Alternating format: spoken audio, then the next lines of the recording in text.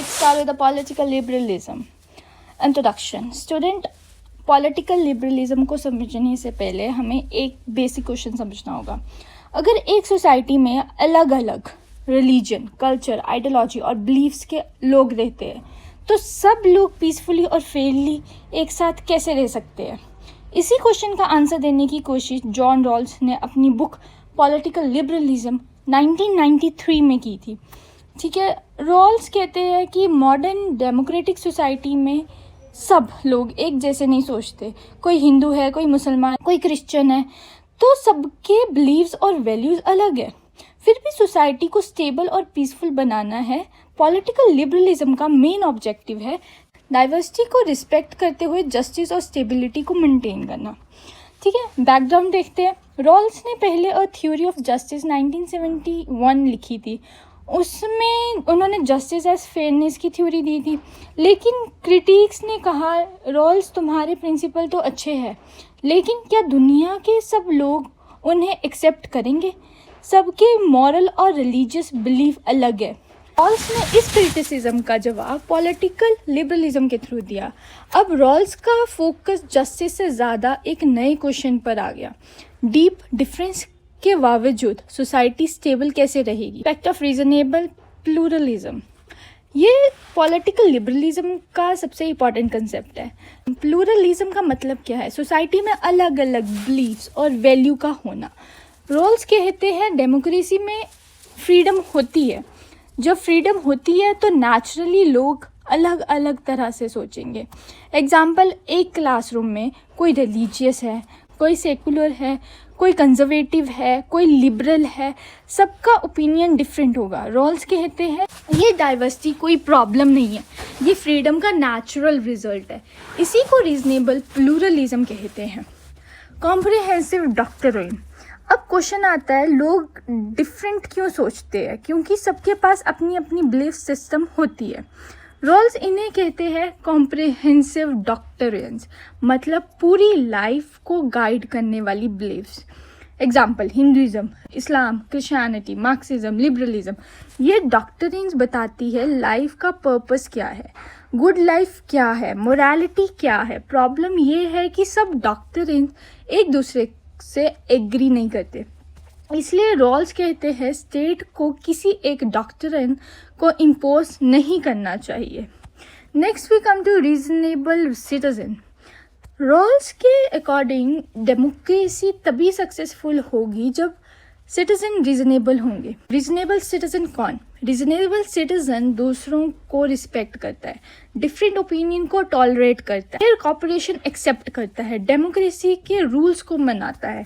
अगर तुम किसी पॉलिटिकल इशू पर डिसएग्री करते हो लेकिन फिर भी दूसरे के राइट को डिसएग्री को रिस्पेक्ट करते हो तो तुम रीजनेबल सिटीजन हो.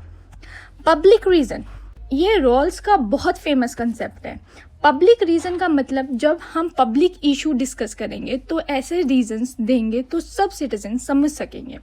एग्जाम्पल, अगर पार्लियामेंट कोई लॉ बना रही है तो लॉ को जस्टिफाई करने के लिए सिर्फ ये नहीं कह सकते कि ये मेरे रिलीजन में लिखा है, क्योंकि सोसाइटी में सब लोग उस रिलीजन को नहीं मानते. इंस्टेड लॉ को जस्टिफाई करना होगा इक्वेलिटी के बेस पर, फ्रीडम के बेस पर, कॉन्स्टिट्यूशनल वैल्यू के बेस पर. ये पब्लिक रीजन है. ओवरलैपिंग कंसेंसस, ये पॉलिटिकल लिबरलिज्म का हाथ है.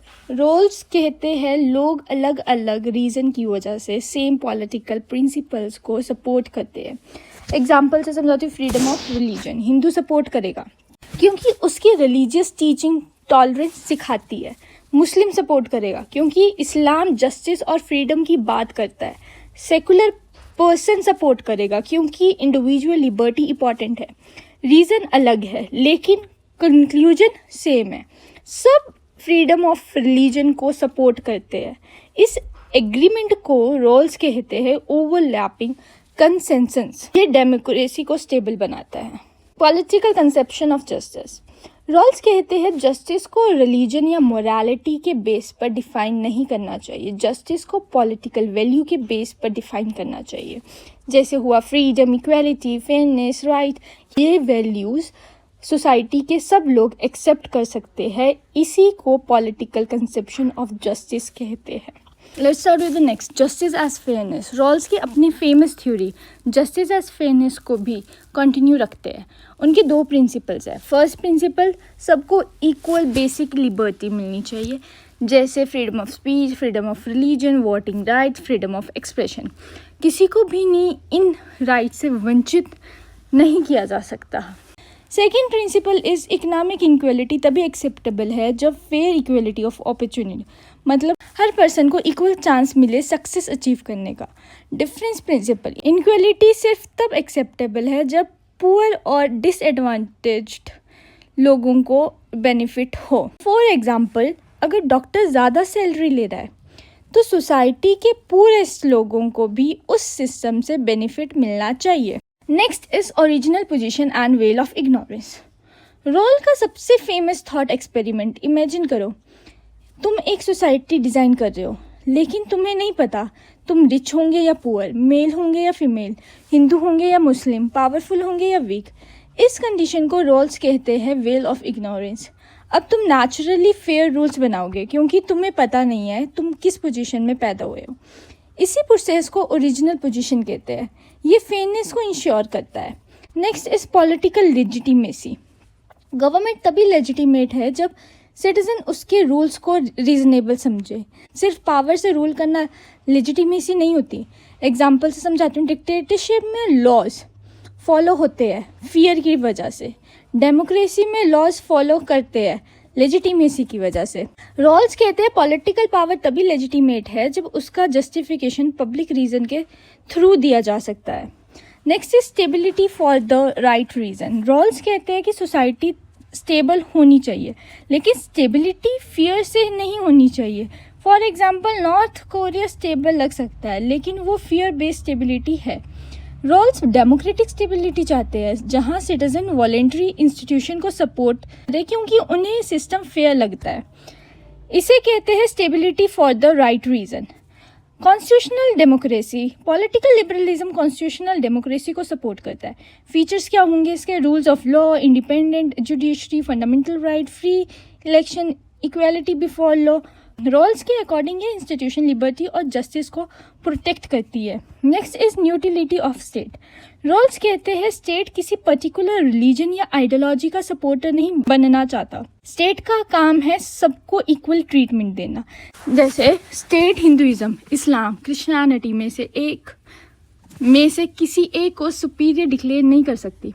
ये न्यूट्रलिटी डेमोक्रेटिक फेयरनेस की कंडीशन है। Next is significance of political liberalism.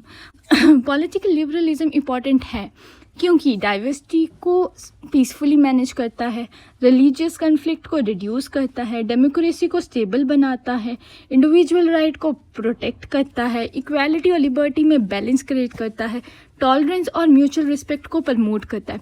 आज की मल्टीकल्चरल सोसाइटी में रॉल्स की थ्योरी बहुत रेलिवेंट है। क्रिटिसिज्म आते हैं। माइकल सैंडलर्स कहते हैं कि इंडिविजुअल सोसाइटी और कम्युनिटी से सेपरेट नहीं हो सकता। रॉल्स इंडिविजुअल को ज़्यादा इंडिपेंडेंट मान लेते हैं। Feminist criticism, Rawls public sphere पर फोकस करते हैं, फैमिली और जेंडर इनक्वलिटी पर कम अटेंशन देते हैं। मार्क्सिस्ट क्रिटिसिज्म, मार्क्सिस्ट कहते हैं कि रॉल्स कैपिटलिज्म को चैलेंज नहीं करते, क्लास एक्सप्लॉयटेशन का प्रॉपर सोल्यूशन नहीं देते।